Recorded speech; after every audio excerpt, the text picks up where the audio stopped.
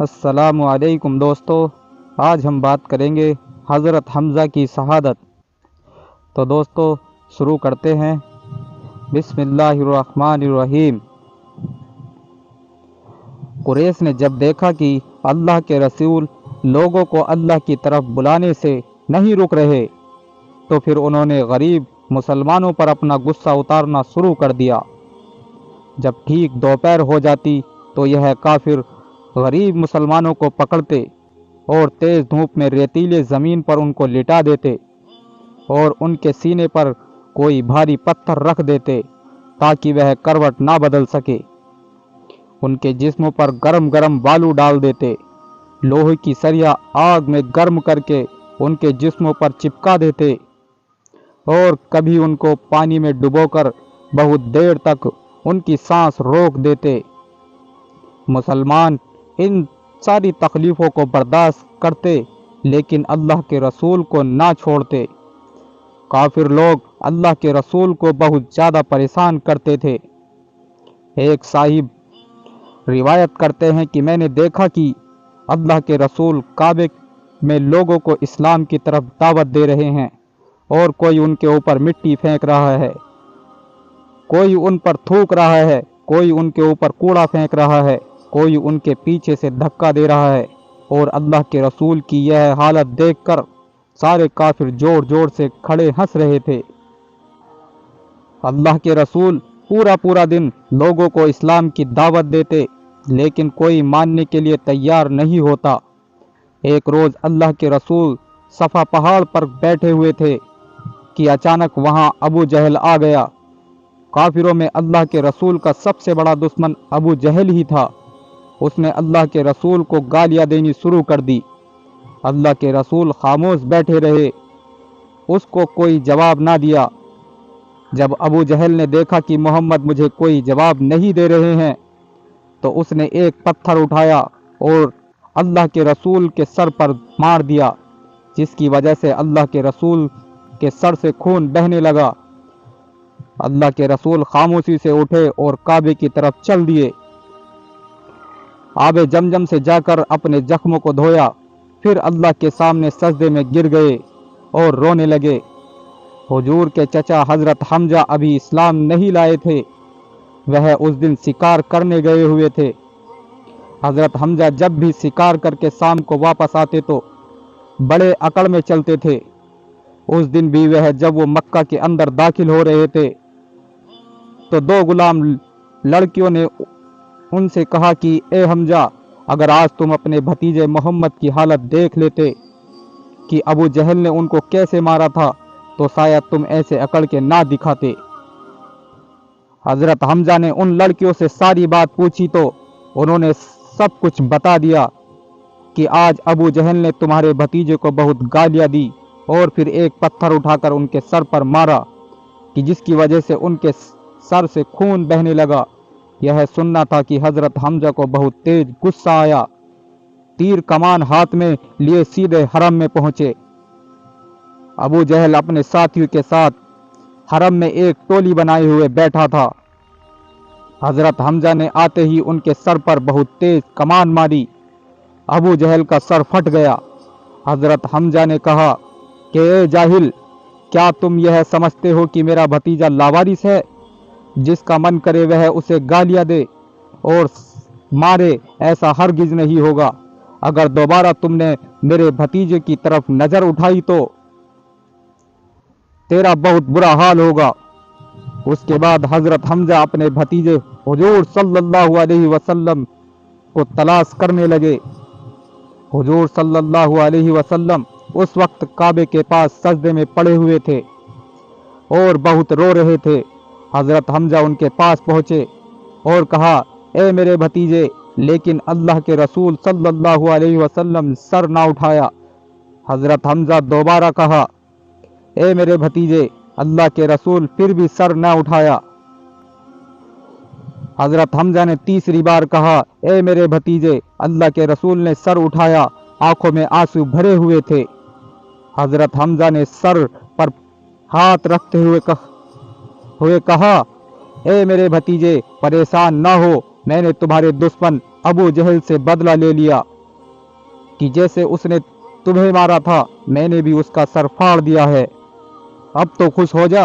हुजूर ने बड़ी बेनियाजी से फरमाया कि ए मेरे चचा, मुझे इस बात से कोई खुशी नहीं है। हजरत हमजा ने पूछा कि भतीजे, फिर तुझे किस बात से खुशी होगी? इस पर हुजूर ने फरमाया कि चचा जान, अगर आप इस्लाम कबूल कर लो तो मुझे सबसे ज्यादा खुशी होगी। हजरत हमजा ने कहा, भतीजे फिर देर ना कर, मुझे अभी कलमा पढ़ा दो, मैं आज ही मुसलमान होता हूँ।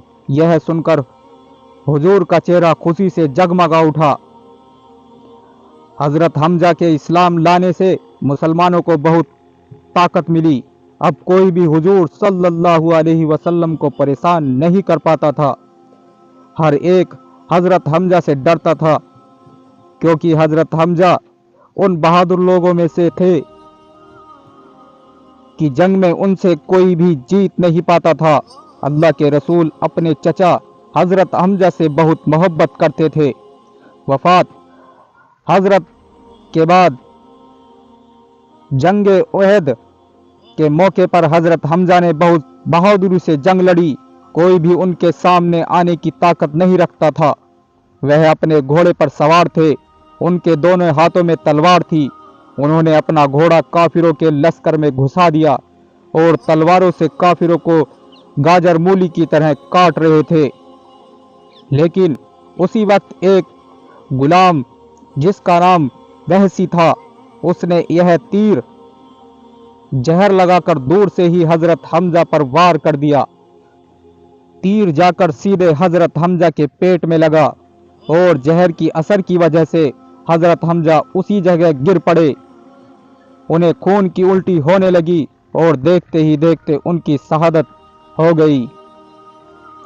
इस जंग में मुसलमानों को हार का सामना करना पड़ा था। इसीलिए हिंदा नाम की एक काफिर औरत को अपनी दुश्मनी निकालने का मौका मिल गया और उसने हजरत हमजा की लाश को तलवार से काट डाला और उनका कलेजा निकालकर चबाने लगी। उनकी नाक कान काट दिए, उनकी आंखें बाहर निकाल ली और उनकी लाश की बहुत बुरी हालत बना दी। जंग के बाद अल्लाह के रसूल सहाबा इकराम से पूछा कि मेरे चचा हमजा कहाँ हैं? मुझे नजर नहीं आ रहे हैं। एक सहाबी ने कहा कि ए अल्लाह के रसूल, आप खुद ही चलकर देख लीजिए, अल्लाह ने उनको शहादत अता फरमा दी है। यह सुनकर अल्लाह के रसूल की आंखों से आंसू बहने लगे और उन सहाबी के साथ अल्लाह के रसूल चल दिए। एक पेड़ के पास जाकर उन सहाबी ने एक लाश की तरफ इशारा करते हुए कहा कि ए अल्लाह के रसूल, यह आपके चचा हमजा की लाश है। लाश की इतनी बुरी हालत देखकर अल्लाह के रसूल इतना ज़्यादा रोने लगे कि आपकी हिचकियाँ बंद हो गई। सहाबी कहते हैं कि अल्लाह के रसूल उस दिन से ज़्यादा कभी नहीं रोए थे। और जब हुजूर सल्लल्लाहु अलैहि वसल्लम ने शुहदाए उहद की नमाज जनाजा पढ़ाई तो हर शहीद की नमाज जनाजा के साथ हज़रत हमजा की नमाज भी पढ़ाई। इस लिहाज से हज़रत हमजा को ये एजाज़ हासिल है कि 70 मरतबा आपकी जनाजे की नमाज अदा की गई।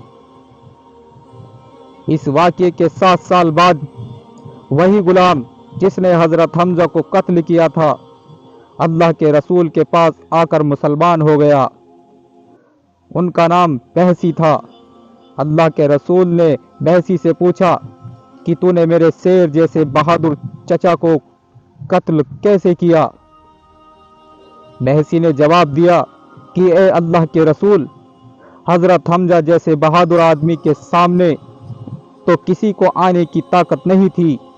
उनकी तलवार बिजली की रफ्तार से चलती थी। जो भी उनके सामने आता उसका मरना लाजमी था।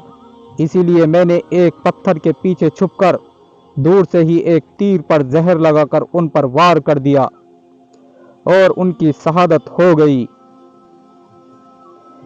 प्यारे दोस्तों, اگر آپ کو میری یہ پوسٹ پسند آئی ہو تو اور میری اس پوسٹ سے کچھ سیکھنے کو ملا ہو تو ایک پیارا سا کمنٹ کر کے نیچے دیے گئے شیئر بٹن کو دبا کر مہربانی کر کے اس پوسٹ کو زیادہ سے زیادہ شیئر کرے تاکہ دوسرے لوگ بھی اس ویڈیو کو دیکھ سکے اور کچھ نصیحت حاصل کر سکے۔ تو تب تک کے لیے